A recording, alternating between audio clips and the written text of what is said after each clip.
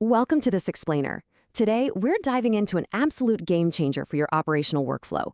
Look, if you're managing complex infrastructure, you know that missing a critical alert? Yeah, that's simply not an option. But honestly, drowning in a flood of redundant notifications is just as bad. So let's jump right into this.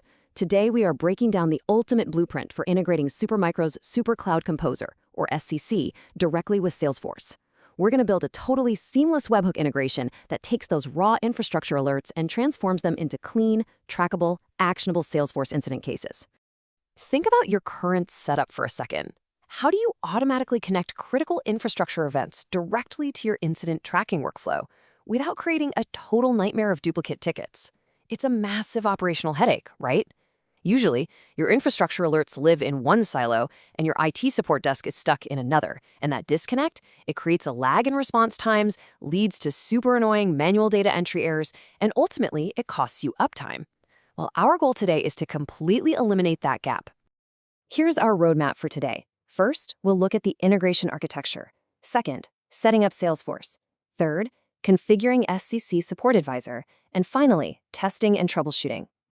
All right, let's kick things off with Section 1, the integration architecture, our blueprint. Before we even think about touching any code, it's absolutely crucial to understand how the data flows. Otherwise, troubleshooting later is going to be a total nightmare. So here's how the magic actually happens across 4 high-level steps. Step 1, the SCC Support Advisor detects an infrastructure event. Let's say it's a warning on a PDO. Step 2, SCC triggers a webhook post, sending a structured JSON payload right over the internet. Step 3 is where the Salesforce Apex REST endpoint, which we're going to build, receives that data. And finally, Step 4, Salesforce automatically creates a case record based on exactly what was sent. That webhook post, that's the vital bridge tying these 2 completely different platforms together. Now, what's really cool here is how these 2 systems actually speak to each other using intelligent field mapping. You can't just throw raw data at Salesforce and expect it to magically know what to do.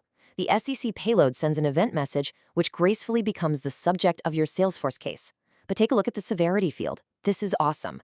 An SCC event flagged as OK dynamically maps to a low priority in Salesforce. A warning becomes medium, and a critical alert instantly gets flagged as high. It's exactly this kind of intelligent translation that turns raw data into actionable, prioritized workflows for your team. Moving right along to Section 2, setting up Salesforce.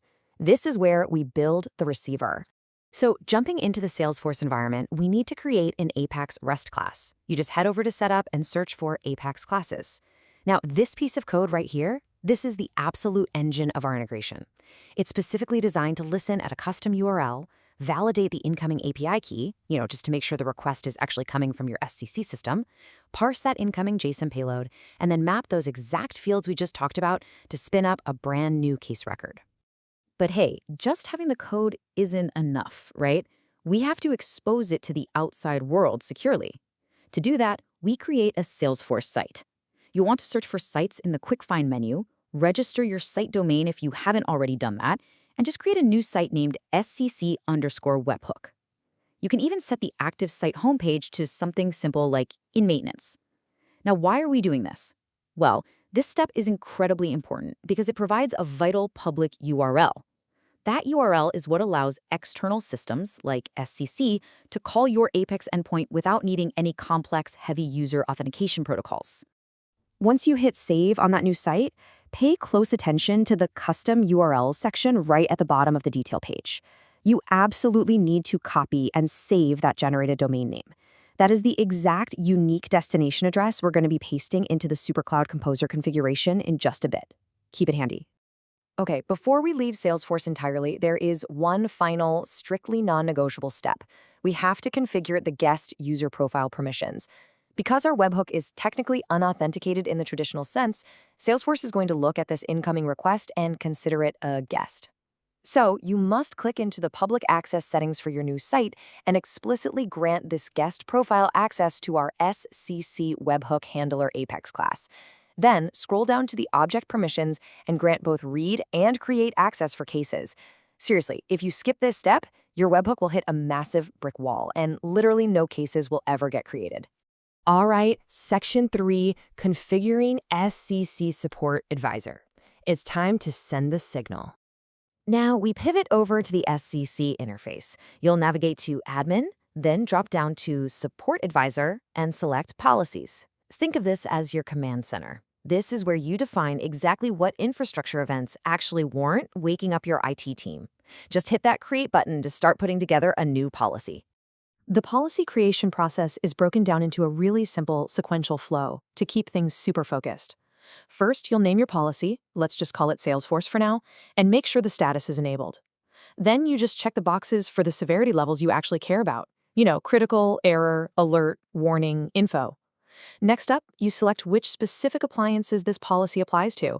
And finally, you configure the alert channel itself. You actually get incredible flexibility here.